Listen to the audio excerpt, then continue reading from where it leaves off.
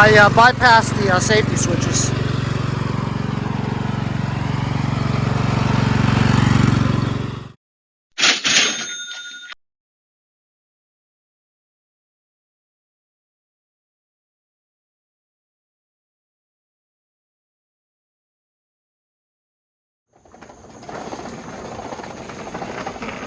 Oh, hey guys, how you doing?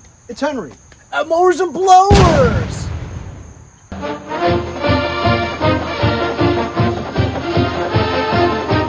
Anyway, you guys may or may not saw, I did a review on the Power Smart self-propelled 21-inch 3-in-1 push mower, lawn mower. It's self-propelled in the rear. It's pretty nice actually, and I was surprised to learn that they now put an option of Briggs & Stratton engines on it. So on Walmart, they sell this exact mower for $295. So I listed it for $300, not knowing that. Some guy offered me $200. I says, come on, man, self-propelled, brand new, out of the box. So he goes, okay, $250. And I'm like, okay, $250. Because even though it's brand new, he doesn't get the warranty from the person who bought it. You know what I mean? I don't even get the warranty because I didn't buy it. They just sent it to me. You know what I mean? But so I figured $250. I mean, it's a great deal for a brand new lawnmower, self-propelled with a bagger too. You know what I mean? Also comes with the mulch plug as well as the side discharge deflector. Anyway, I'm gonna meet him in the church in about half an hour. Hopefully, I get $250 out of it. I mean, I'm not gonna use it, but it sure is nice, isn't it? They do sell the same mower without the Briggs & Stratton machine. Has like some Chinese brand, you know, a Longson engine or a Power More engine or something like that, and that's only $249. See, so I'm getting the price of a brand new mower anyway. It's just with the Briggs & Stratton engine. Now this Briggs & Stratton engine is the primer bulb kind, the E500. If it was the EX500, it would have the auto choke, which is a much nicer machine. But anyway, let's just start her up. I haven't used it in about a week. It's got gas in it. I'm just gonna prime it like 3 times. See if it fires right up.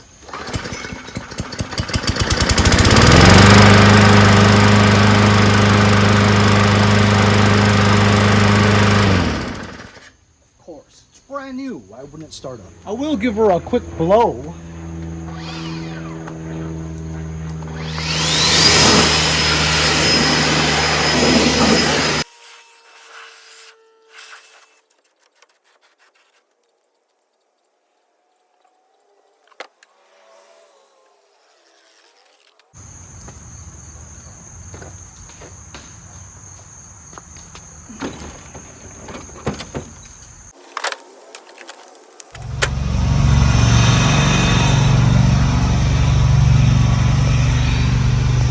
So my neighbor's brother came to pick it up, loves it.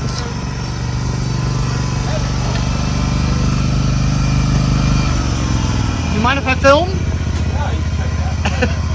Ah, is this your 36? This is my 36. You like Skag, huh? I love Skag. Wow, it's amazing that that's still a pull rope. Yeah, it's old, you know, but another thing, it works great, you know. It works great? If it works great, then... Eventually it's going to need like a little tune-up or whatever. I should say, it runs good. There's still a little bit of missing, probably carburetor, it's probably hot pump or whatever. Do you have a bagger for the side of that? Yeah, I do. Oh, that's cool. Right there. Yeah, and those cost like $1,000. That thing's probably 15 years old. Speed it up, but it works, you know. Well, what does something like that cost? 800, 500, 1,000? That was $400. Oh, that's not bad. What, maybe not 15 years ago? Oh, 15 years ago it was 400. Probably like 6 now. Yeah. Because, I mean, that's not going to fall apart. It's all steel. That's great. A lot of the old ones, they rust out, you know?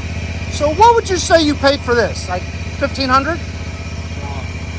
Well, you bought it brand new, right? Brand new. It's probably close to 2,500. 2,500. Back then. Right. Now they're probably double. You know, you should get a right standard. Another thing, I don't want to spend 10 grand. Those are 10 grand, yeah. You can buy used ones for 3,500, 4,000.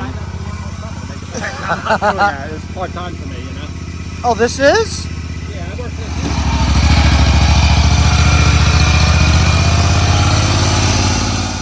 this. Look at this, fellas.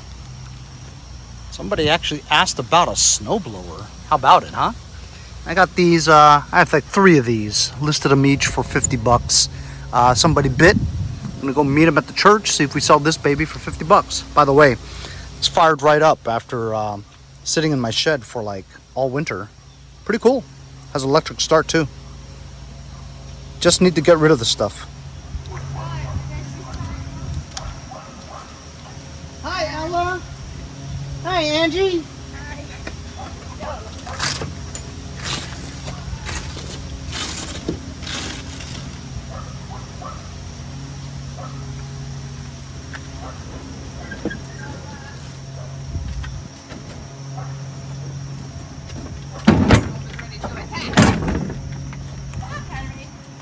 Hi, Missy. How's it going? Good. How are you enjoying the weather? Beautiful. Isn't it? So, it came a little fast, but It's like Los Angeles.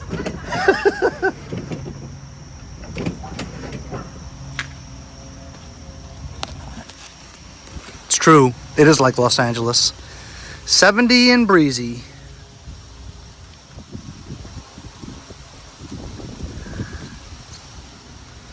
So before I left, the guy texted me and he says, "Hey, can you bring the green one too?" I said, I don't know what this guy's up to, whether he wants it for parts and stuff or not. But I'm willing to bring both because I want to get rid of both of these, or one of them, or something. At least one.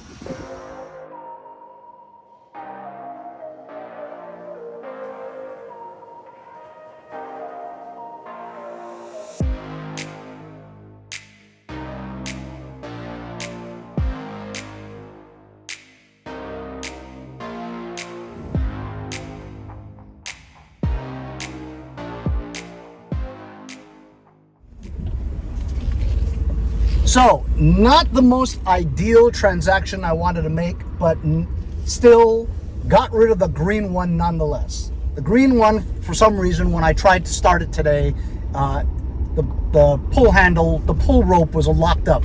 And I looked in the gas tank and it was completely dry. So I think over the storage throughout the winter, the piston seized up and kind of rusted because water or moisture probably got into the carburetor and probably has a little rust issues in it and stuff like that. But either way, the guy wanted the green one because he's planning on building a project with it. Like he wants to take the engine and make a dirt bike out of it for his son. You know, one of those Coleman looking things where you put a horizontal shaft engine in it, whatever.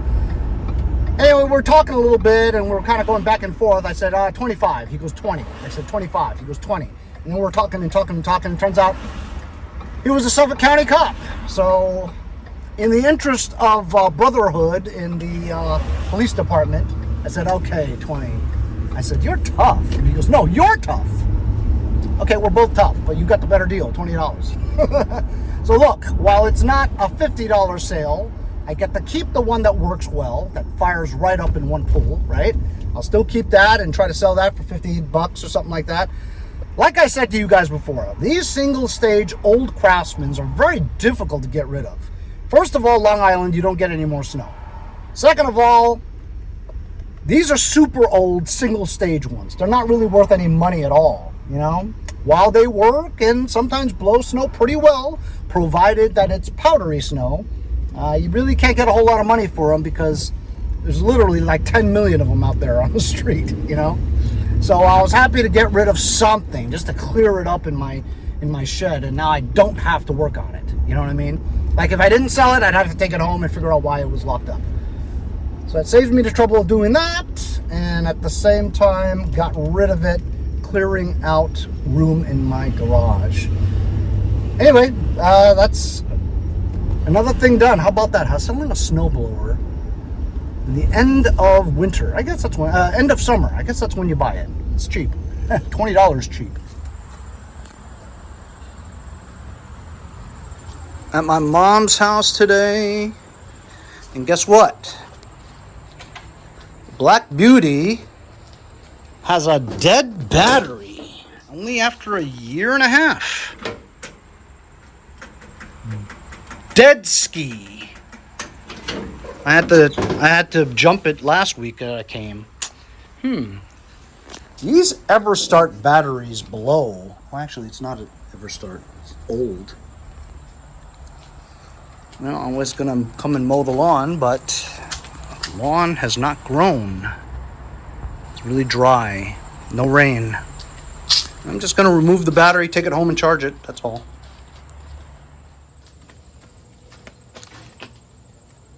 Let's recharge this battery, desulfate it. Let's test it first.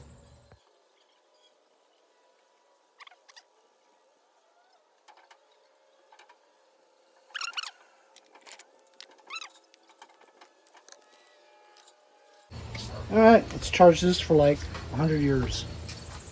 What's up, fellas?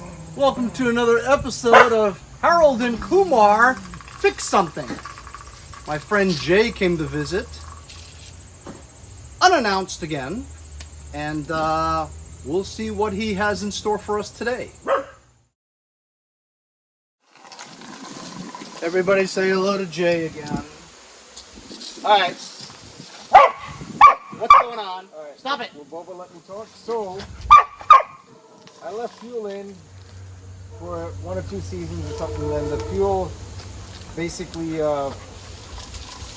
made my fuel line very hard, and it snapped. So I had to replace the fuel line, and I replaced the fuel line, and I tried to start it up, and it wouldn't budge, and it kind of started smoking. So I'm like, all right, let me bring it to the professional. I gave up at that point. Remember the last episode? I said, Jay's been around here how many times? He's known me for what, 30, 40 years? Never learns anything. He watches all the videos, doesn't learn anything from the videos. I wanted to be a Henry, then I said, no, I'm not going to be a Henry. Did you disconnect the fuel lines at the same time and then replace them at the same time? I just or did did you one. take one off at a time? No, I because I just did the one. Oh, really? Yeah. Because the common problem is you got the return line mixed up with the pickup Well, line. you told me that, but I only and touched then one line. it won't, it won't pick up fuel when you're trying to use it. All I touched was I guess it's the return goes into the tank. Yeah. That's the one I touched. That's the one that Oh, snapped that's off. the one that's short, It's- that doesn't have a fuel filter sticking out. No, that had the fuel filter on it, but when Then that's the pickup line. Oh, the sorry, one with so the pickup line. That's what I the replaced. line that has the fuel filter on it, Yeah. that's what, when you prime, it sucks the fuel through the fuel filter up into the thing. Correct. And that was the one that was broken? Yeah, so it was sitting there for 2 years. I decided to use it one day, and all of a sudden I see something. My coworker's like, "There's something rattling in the thing." I'm like, "What?" He said, "What's rattling?" I'm like, "Oh, there's a filter in here. I didn't even know there's a filter." The in fuel here." filter's rattling because it came off It the snapped fuel right line. off. And then right? I'm looking at it. I'm like, just let me replace it. To find that line, it's very difficult. I had to go to a lawn repair shop that's been there for like, I don't know, 50 years in Hicksville, Yeah. off of 106. Yeah. And they had that specific line because Home Depot doesn't have it. It's too thick. Ah. Because you'll never be able to get it through the between the tank and the rest of the chainsaw. Right, so when you left it 2 years ago, did it run? Yeah, it was fine. Did it run perfectly Yes, and ran everything? perfectly, yes. So the only difference is that you left fuel in it. So the carburetor's probably all gummed up. I don't know. But wait a minute, when you change No, the I fuel... started it out. I did. Oh, so when you put the fuel line It back was on running again, good. it And ran. all of a sudden, I moved it, and it's like it just stopped. I'm like, what? And I'm like, wait a minute. Let me try it again. I stopped, and I saw a little bit of smoke. I'm like, come on. What kind of smoke? White smoke? Black smoke? Like white. Oh. I mean, but that's kind of normal for two strokes. Yeah, but it seemed like something was jamming it. I'm like, what's jamming it? So I cleaned out. I took everything out. I thought maybe the tension's too. It's too tight on the chain. So I know how to take that off. I took that off. I cleaned off whatever sawdust and oil was there. There's enough oil in it. There's enough gas in it. The fuel is fresh enough to put in. 40 to 151, whatever. And you tried like pulling it 100 times, I'm sure, right? And it won't start anymore? It'll start, but then when I hit the throttle, Will bog down. it'll bog down and jam. Like similar to like if you were to Yeah. start So a you lawnmower and let it run probably and shut need off. an air-fuel mixture screw adjustment too, along with it. I don't know. I mean, it doesn't sound like a It's big very deal. easy to take off. I mean, I had It's it very for a while. easy. It's just that when it comes to the advanced stuff, I'm like, all right, that's.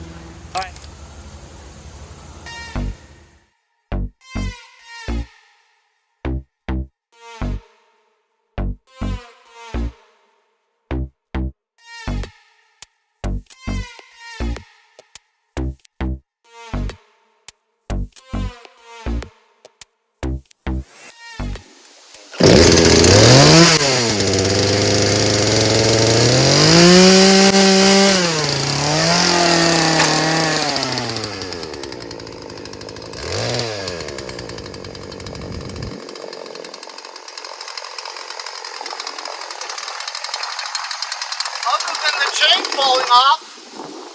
I mean, it may need an air-fuel mixture, but there ain't nothing wrong with this. Just gotta put the chain back on. I don't know if I want to get dirty. Jay, put the chain back on.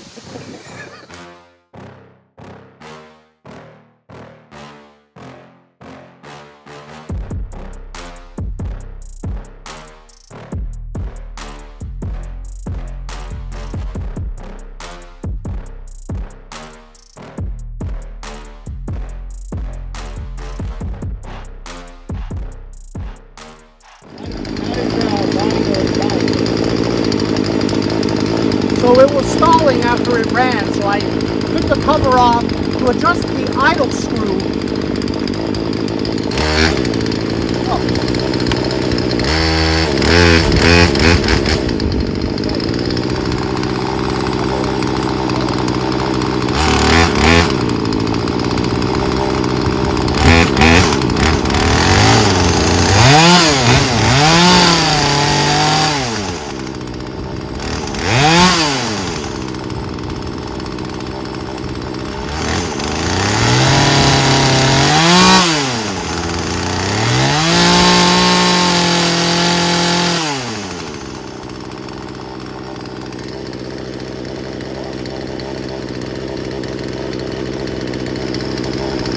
Might be a little too high.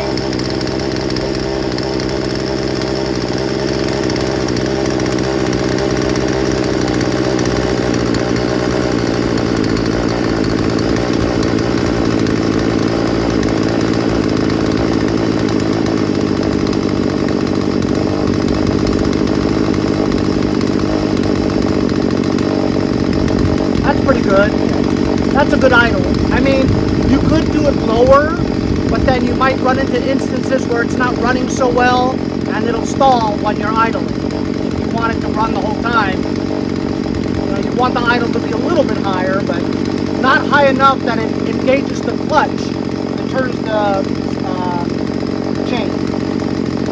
So this did, I mean, he did a good job. He fixed the fuel line. It worked, you know.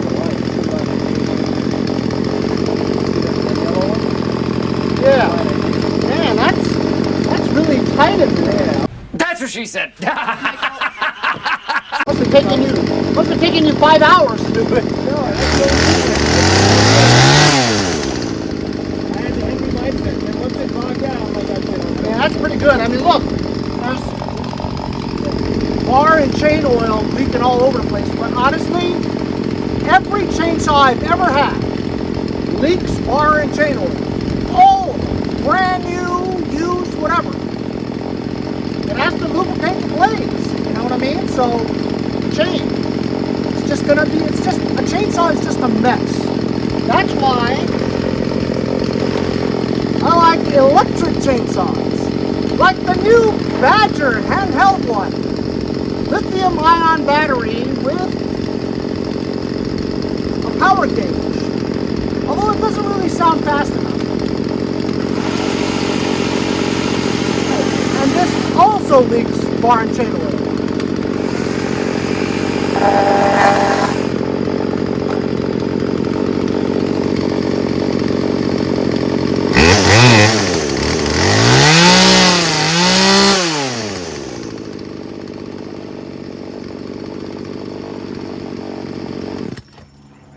There's nothing wrong with this. Sounds really good, and it's very responsive too.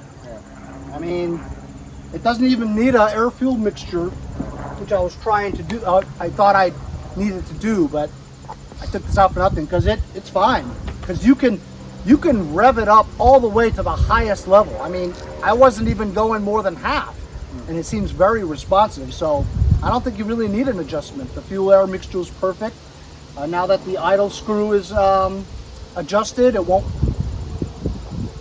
stall while it's idling. You know, it might be a little bit higher than what's factory, but factory does it to where it idles and it's like. How'd that sound go again, Henry? But then, you know, if it's not, you know, these chainsaws are temperamental, right? I mean, there's a point in the fuel line where there's no bubbles, whatever, and it runs absolutely perfect. That's when you adjust the fuel mixture. But then if there's like a bubble or two, it might hesitate and it'll stall. You know what I mean? So it's better to have the idle screw to about that. Enough so that it's not too fast that turns the clutch and makes the chain move while it's not doing anything. You know what I mean? See, I didn't even get dirty today. So this is your typical Craftsman. They sold 1 million of these things. 10 million maybe. It's a 16-inch. 38cc. 38cc is a pretty big engine, you know, for a chainsaw. You know what I mean? It's not like a weed whacker engine where it's usually like 25 or something. But pretty cool. It is clean, and Jay, he replaced that fuel line there. You can tell because it's brand new, right? I'm pretty impressed actually, Jay, because I mean you really got to get in there. It's not easy, you know what I mean? Because it's so small and tight. Put a little silicone. That helps a lot to get it in there. Oh, really? Yeah, for the top and the bottom both. And you know when one fuel line goes, yeah, chances are that return one is probably going to go eventually. That's all like that. Because but the return line is actually easier to install than the fuel line. Really? Yeah, sure. Because you don't need to attach a fuel filter onto it. It was a little difficult putting in the line to the filter, the fuel filter. That's in the tank. That was a little tough, a little patience, but I mean, this is the one you had open, right? I'll try this. I'll give it back to you. No.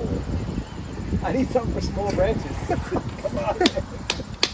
Every time he borrows something from me, I don't see it for like 2 years. No, I gave that back to you within a couple. Yeah, within a couple of years. No, a couple of months. The same year. No, I'm not lending you shit anymore because I never get it back. That just snaps in place. It just sits there like that? Yeah, that's it. It snaps in somehow. Oh, just like that, or I have to put that on first? No, you put that on, but is there a snap in there? No, it only goes one way. That's fine.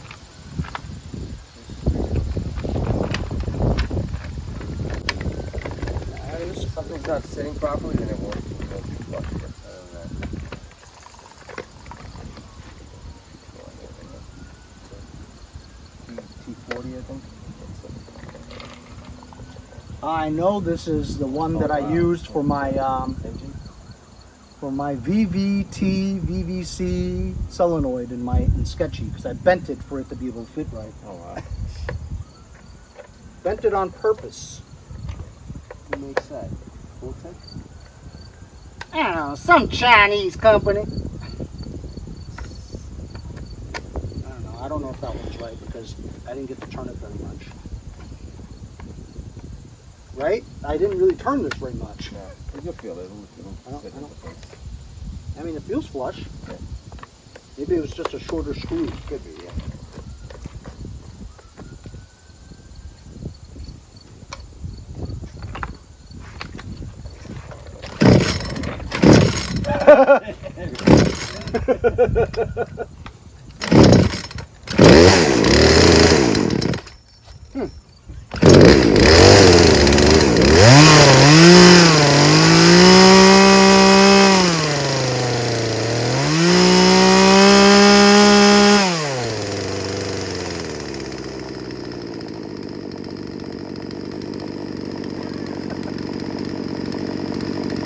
There ain't nothing wrong with this chainsaw. It runs really well.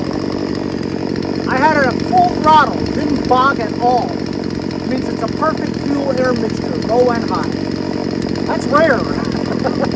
Good chainsaw. Burns like a kitten. Jay brought it over because there was something wrong with it. There's nothing wrong with it.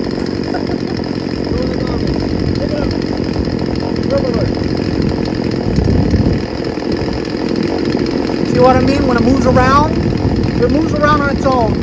Fuel sloshes around in there. You didn't fill up the fuel too much, right? Or is it full? Oh.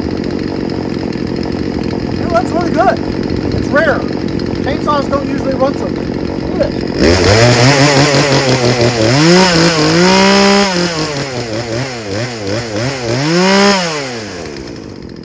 That works good. But what a mess. Jesus. Leave it in the comments, guys. Do your chainsaws leak like that, every one of my chainsaws in the past 6 years of doing this channel, including my own personal brand new equipment, you take this out of the case, there's a puddle of bar and chain lube on the bottom. They're all like this. Do you guys have a chainsaw that doesn't leak anything?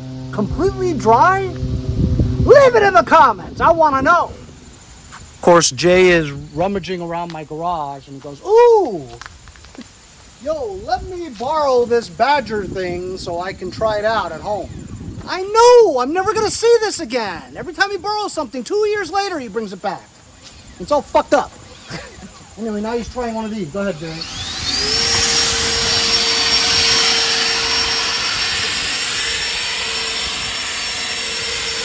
That's strong. Well, I got a lot of those. I want something for my mom. Pretty cool, right? It's not that heavy either. No, it isn't. Yeah. I mean, I have a backpack shinning now. That thing will blow anything away. Oh yeah, just like for me to get these acorns off my lawn, I could only use my Red Max. Yeah, but this is pretty good, man. Yeah, but you're blowing on the driveway. You know what I'm saying? You gotta really test it by blowing your lawn.